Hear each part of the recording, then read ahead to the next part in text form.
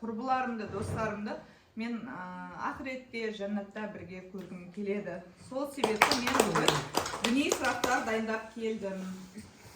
Соған шарт былай. Бізде Турциядан келген жайнамаз алып келдім арнайы. Оны Боташканың командасынан біреу или Сандуғаш әпшейдің командасынан біреу-ақ адам ұтады. Бір ғана сыйлық. Сол үшін өздеріңіз біреуіңіз аласыздар, оны өздеріңіз бөлісіп аласыздар. Кім бірінші қол көтереді екі командадан, сол адамнан сұрап отырамыз. Мен имам емеспін, мен ислам танушы емеспін, дін танушы емеспін, мен тек білетін сұрақтарымды алып келдім. Жалпы сұрақ, Раббың кім? Алла. Машалла, бір очко мына деп қоймаса команда. Одан кейін сразу қол көтеріп жауап берген дұрыс негізінде да, өйткені шатасып қалуымыз мүмкін, екі жақ бірдей айтып. Дінің не? Ислам. Ол жаққа да бір не келді. Кітабың не? Құран кәрім. Кәмшаттың жауап берді. 2 очко бұл жақта. Қашаннан бері мұсылмансың? Дұрыс, мына жақтан естіді. Айтты. Қанша болды очколарыңыз? 3 болды бізге. Мұсылмандығыңызды қалай дәлелдейсіз? Алхамдулилlah. Ла иляха иллаллах Мухаммад Расулаллах. Дұрыс, мына жаққа берейік. Әші сіз санап тұрыңыз. Санап отыр. Пайғамбарымыз қай жерде туылған? Мединада. Меккеде, бәсі. Пайғамбарымыздың анасының аты кім? Амина. Дұрыс, нақс жауап берді. Қол көтеріп жатыр, қол көтеріп. Сұра жауап берейік.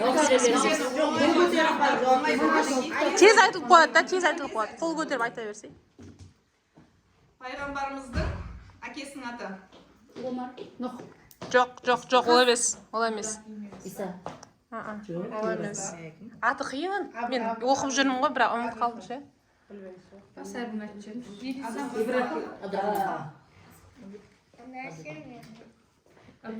звондауға бола ма десің? 50-50 бар ма? 50-50. Пайғамбарымыздың әкесі, Әкесінің аты Мұхаммед кім? пайғамбарымыз. Мұхаммед саллаллаху алейхи уассалям. Кім? Анан ауызға қарап айтам қазір.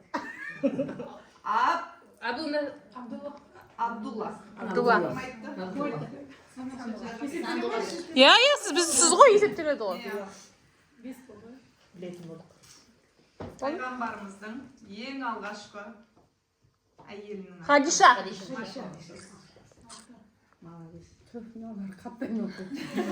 Кітап оқып жүр.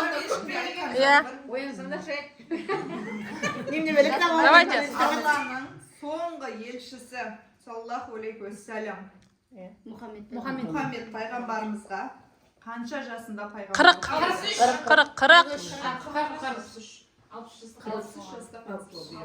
40 жасында қыздар. Біз ғой тағы да. Ислам тарихында ең алғаш салынған мешіттің аты қандай? Жоқ, қазір сол андай болған популяр. Мына ислам әлемінде ең алғаш салынған. Енді сәл ол қиындау болуы мүмкін.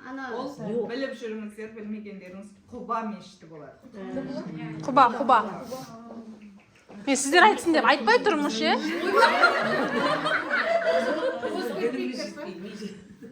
Құранда қанша сүре бар? 114. Дұрыс.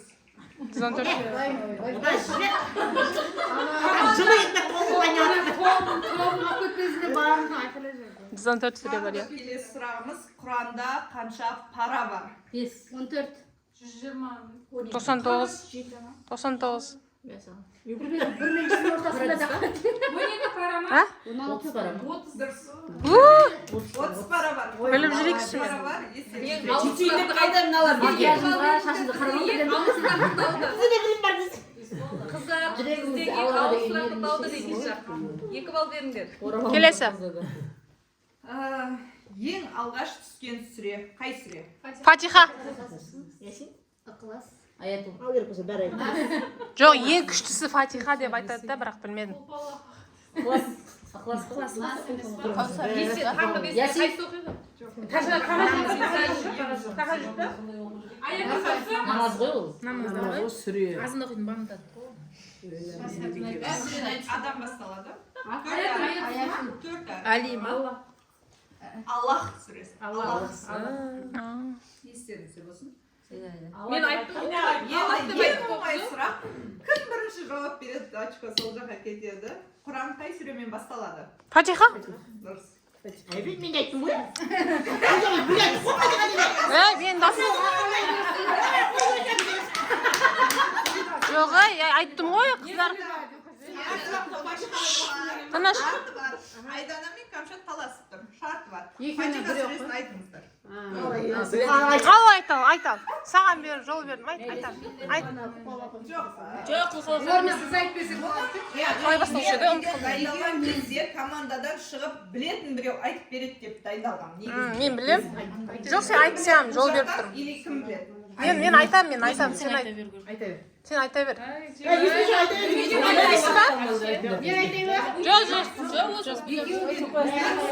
Қонақты сыйлайық.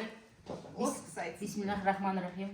Alhamdulillah Rabbil Alamin, Ar-Rahmanir-Rahim, Maliki Yawmiddin, Iyyaka na'budu wa iyyaka nasta'in. Ихдина сиротал мустақим.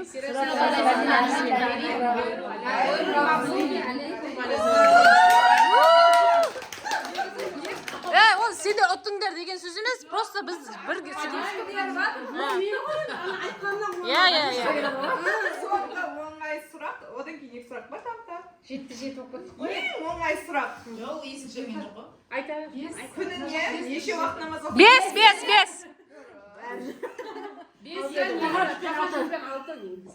Есепте отырсың. Біз ұтатық. Өбәй не ам жетеуіміз әлі? Тағы бір сұрағымыз. Жәннатқа кіретін есіктің аты. Раяна.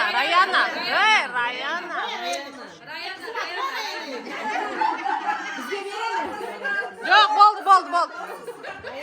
Отпада шешіледі. Соңғы сұрақ.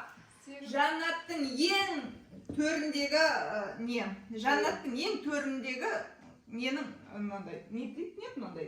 Қақпа есігі ма? Жәннаттың ең жоғарғысының аты не?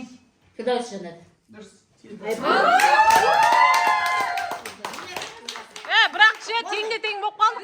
Осы қызға беріңізші. Осы қыз ұтты ғой. Жоқ, Тапты. тапты ғой. Қонаққа беріңдер, молодец.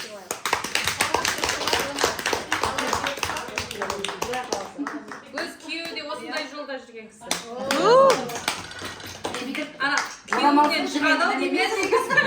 Қыздар бүгіннен бастап менде намаз оқығандар.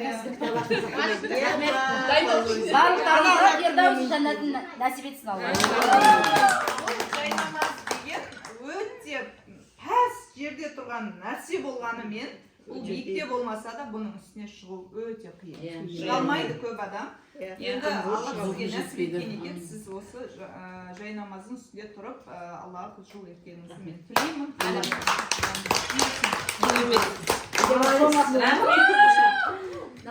Сондай бір күшті андай болды ше. Мен негізі кітап оқып жүргенмін ғой. Керемет ойын ұйымдастырып бергені үшін Раушанға арналған